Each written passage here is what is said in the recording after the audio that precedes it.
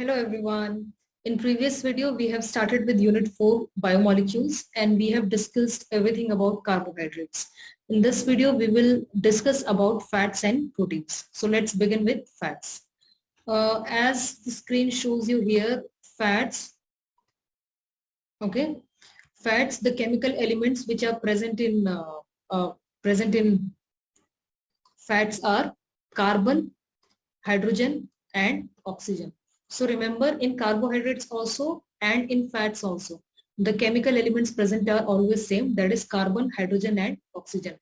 The monomers of carbohydrates were simple sugar, that is okay, mainly in many cases it was actually glucose. Okay, similarly for fats also we have the monomeric units. Fats is actually having two monomeric units or two monomer units, and that is fatty acids and glycerol. Okay, so the monomers of fat molecules are fatty acids and glycerol.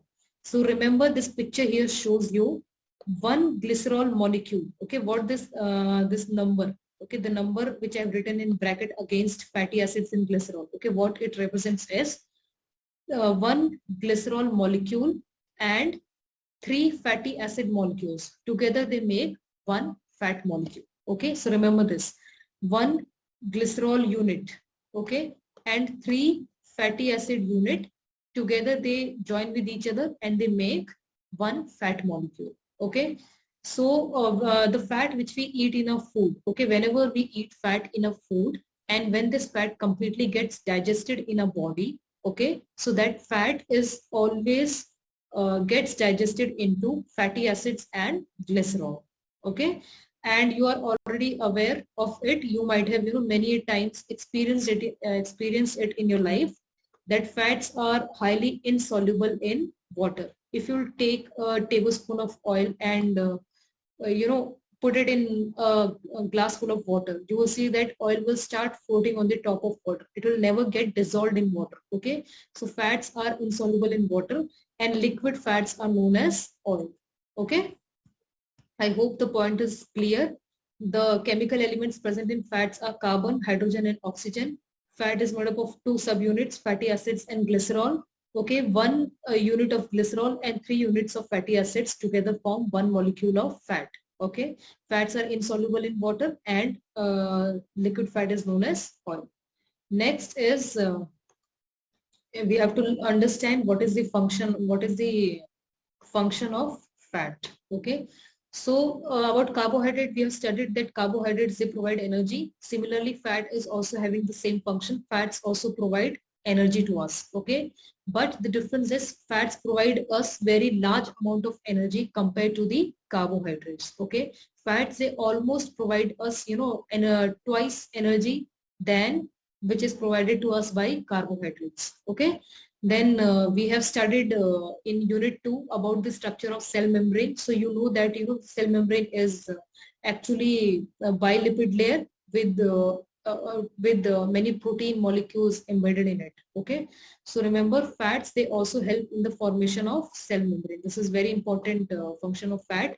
Fats helps in the formation of cell membrane. Very important function of fat. Okay, and the last function of fat is it insulates body heat. Okay, now the meaning of term insulates is, in all these warm-blooded animals, even like us, like mammals, human beings, okay, cats, dogs, rats, okay, then polar bears, those mammals which live in cold areas where snow falls throughout the year. Okay, so we are all warm-blooded animals. That means inside our body, the internal body temperature always remains constant. Doesn't matter what is the temperature of a surrounding. Okay, so so even if the temperature in a surrounding falls to 0 degrees Celsius or it goes to minus degree Celsius, then also our internal body temperature will remain constant. Okay, so what happens is in animals which lives in very cold places. For example, in picture they show the picture of an animal called walrus. Okay, so walrus is actually a mammal. So this walrus is actually having a very thick layer of fat deposition under the skin. Okay, you can see the skin of this walrus here. Okay, so under the skin of walrus there is a very thick deposition of layer of fat, and that thick deposition of layer of fat is known as blubber. Okay, so what happens is under this fat we have a blood in the blood vessels. So blood is always at the temperature at like internal body temperature is constant. So this blood or our body never loses heat, never loses heat outside in the surrounding. Okay, why? Because of the presence of this thick layer of fat around the body. Okay, so we say that fats, they helps us in insulating body heat. Okay, remember that this is our skin, and under our skin we have some very special cells which are known as adipose cells. These cells, the function of these cells is to store fat. Okay, now many adipose cells together they form a tissue, so that is known as adipose tissue, and the function of adipose tissue is to store large amount of fat in it. Okay, so under the skin of every mammal we have adipose tissue, and adipose tissue stores fat in them. Okay, so all these animals like walrus, hippopotamus, then polar bear, all these mammals, they, even us human beings, we have adipose and we have fat deposited in it. But in these animals the layer of fat is very thick, and that thick layer of fat is known as blubber, and the function of this blubber is it insulates body heat. Fine. Next is test for fats. So how do we perform laboratory test for fat? For example, if you have been provided with some food sample and you have to perform test for fat, so how you will do it? One of the very important tests for fat is ethanol emulsion test. Okay, ethanol emulsion test. So how to do this test is you have to take a clean and dry test tube and add 1 ml of food sample in the test tube. For example, you have been given a normal vegetable oil. Okay, so you have to take 1 ml of vegetable oil in the test tube. Okay, in the same test tube then add 2 ml of ethanol. Okay, so take 1 ml of oil, 2 ml of ethanol. Ethanol is actually alcohol, a kind of alcohol. Okay, and then shake the test tube well. Shake the test tube well. Later on, allow the test tube to set for 2 minutes so that fat dissolves in ethanol. Now remember, I've told you that fat is highly insoluble in water, but fat is highly soluble in alcohol. Okay, so fat cannot be dissolved in water, but it can dissolve in very well in alcohol like ethanol. Okay, so you have to, after mixing ethanol with fat and shaking the test tube well, you have to wait for 2 to 3 minutes so that fat which is present in the food can completely get dissolved in ethanol. Now you have to take ice cold distilled water in another test tube. Leave this test tube, take ice cold distilled water in another test tube. Okay, and add the mixture of food and ethanol into the second test tube. Okay, now if fat is present in the food sample, I'm repeating it again, if fat is present in the food sample, a milky white emulsion will appear. Okay, or you can say a milky white precipitate will appear. Okay, so the presence or the appearance of this milky white emulsion shows the presence of fat in the food. Now if the content of fat or the amount of fat in the food is less, the milky white emulsion will not be very thick. It will be like a kind of transparent or dilute one. But if the amount of fat in the food is very high, so the milky white emulsion will be very thick or very concentrated one. Okay, so next slide will show you the image. Look here, it's very clearly shown that this is ethanol emulsion test for fats. Okay, on the top of this test tube you can make out milky white emulsion is shown. Okay, this test tube was actually having ice cold water in it, and when you have added in this test tube the mixture of food sample and ethanol, so on the top of this test tube you can get white milky emulsion. Okay, milky white emulsion.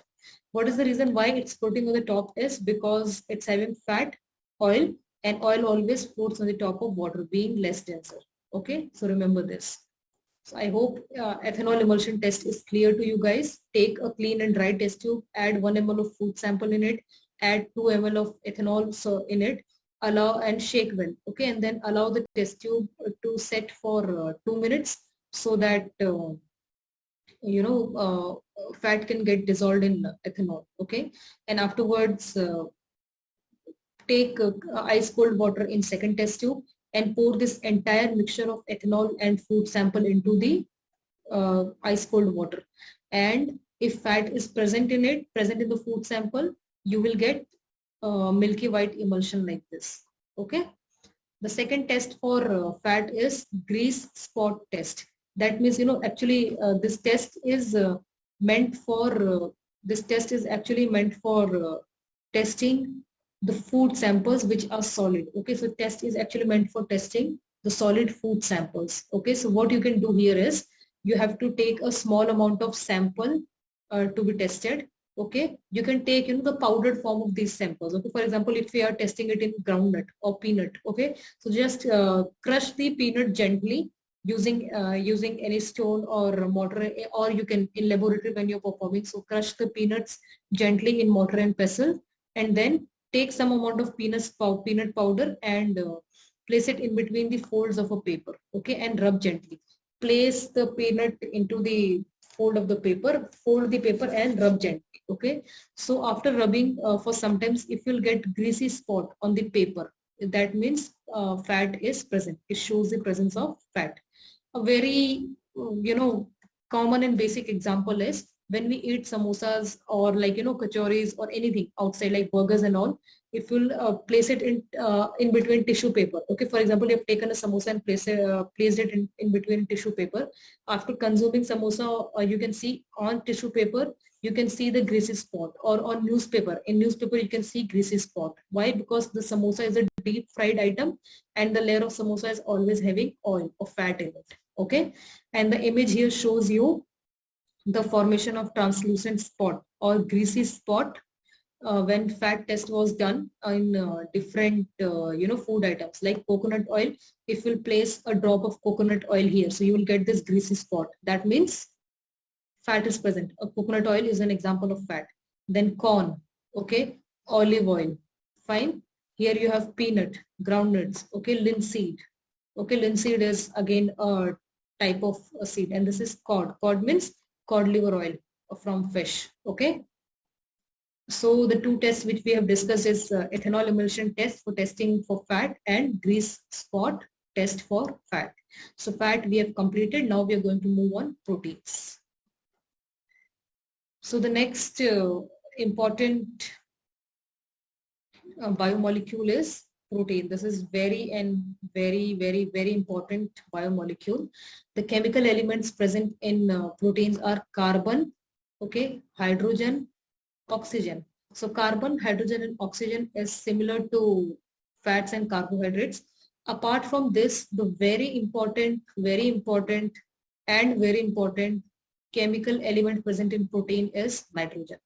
And remember that nitrogen is a chemical element which is present only and only in proteins. You will not find nitrogen in any other biomolecule or any other part of living organisms. This question is asked in IGCSE paper, actually always in MCQ, the paper 1, or you can say paper 11, 12 or 13. Okay, that out of these 4 elements will be given, 4 options will be given in A, B, C, D, that out of these 4 options or out of these 4 elements, which element can be found only in proteins. Okay, so the answer will be nitrogen. Apart from carbon, hydrogen, oxygen, the correct answer is nitrogen. So nitrogen is the chemical element which can be found only in protein. Okay, apart from this, there is one more element called sulfur, but sulfur is not present in all the proteins. Only some proteins they have sulfur. For example, you have seen egg. When you break egg, so in center you get yellow yolk, isn't it? In center we get yellow color yolk, and around that yellow yolk we have a transparent white color liquid. So that transparent white color liquid is actually a protein which is known as egg albumin.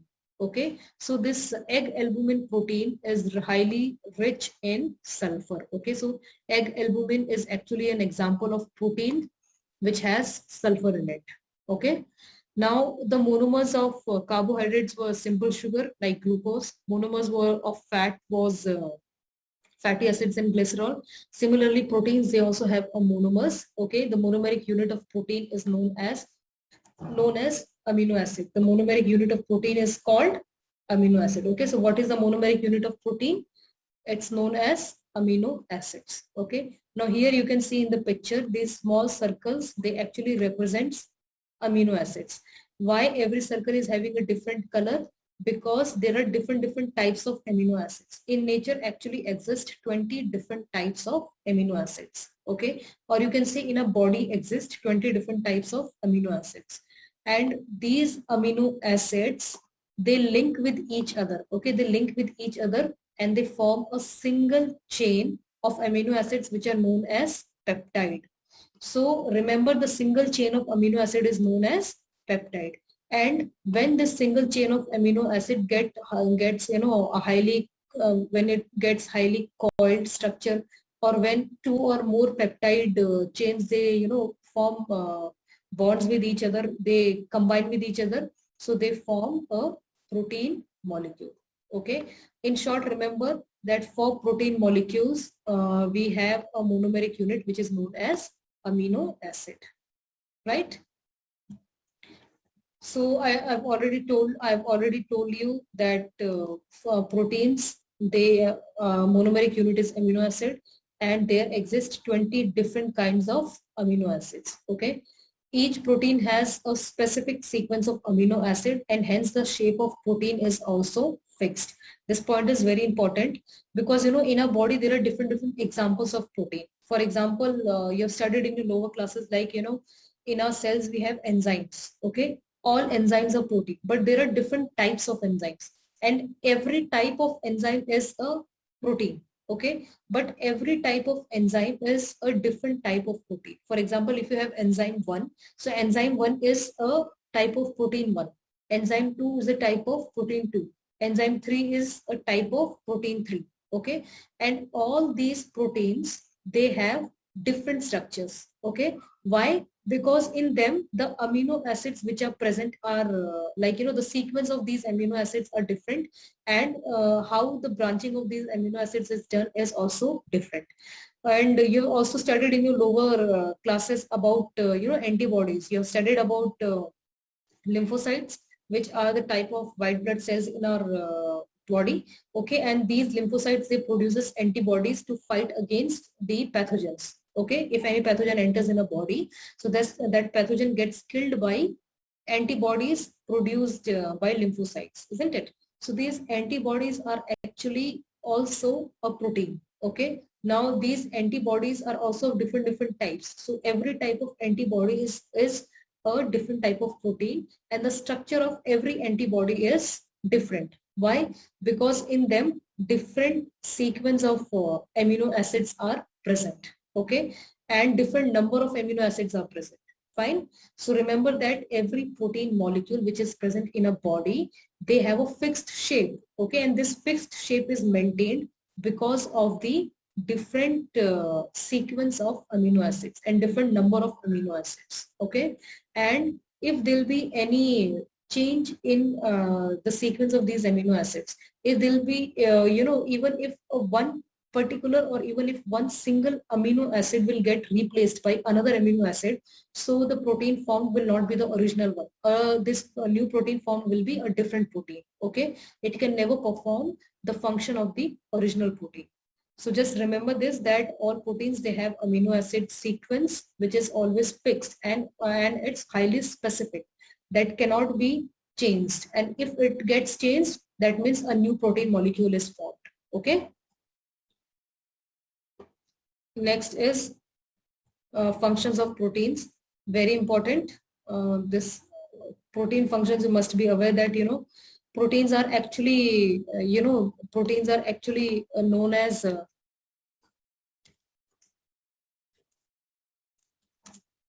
bodybuilding foods. Okay. So proteins are actually what they are called.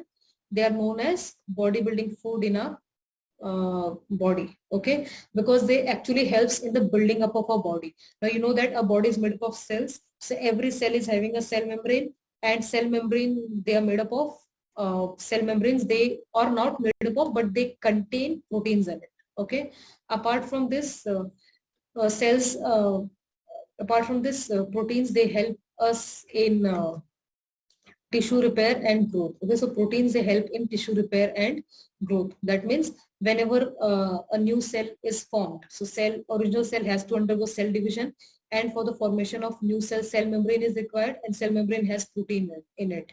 So proteins, they help in tissue repair and growth. Okay, then in our blood we have a protein which is known as hemoglobin. Okay, so hemoglobin is actually a red color pigment, and it has a very important function. It helps in the transport of oxygen from lungs to different cells of the body. Okay, so this oxygen actually combines with the hemoglobin and it forms oxyhemoglobin. This you have studied in your lower classes. Oxygen combines with the hemoglobin and it forms oxyhemoglobin, isn't it? Okay. Okay, so hemoglobin is also a protein. Then we have enzymes. I've already told you about enzymes. We are going to learn in chapter number 5 in details. So all these enzymes are made up of proteins. Then proteins also helps in the formation of cell membrane. We have already discussed about this in point number 1. Then proteins, they help in clotting of blood. Again, very important. About this you will learn further in one of the unit. Okay, so proteins, they help in clotting of blood. Okay, how they help? Inside blood we have a protein which is known as fibrinogen. Okay, what is the name of this protein? Fibrinogen. So this particular protein, fibrinogen, actually helps in the formation of blood clot. Okay, whenever we get any kind of wound or any kind of cut in any part of the body, so blood gets clotted with the help of a protein present in the blood which is known as fibrinogen. So proteins, they also play a very important role in clotting of blood. Then proteins are needed to make antibodies. I've told you that all antibodies in a body, they are made up of proteins. Okay, so I hope the functions of proteins are clear to you. Next is test for protein. This is very important.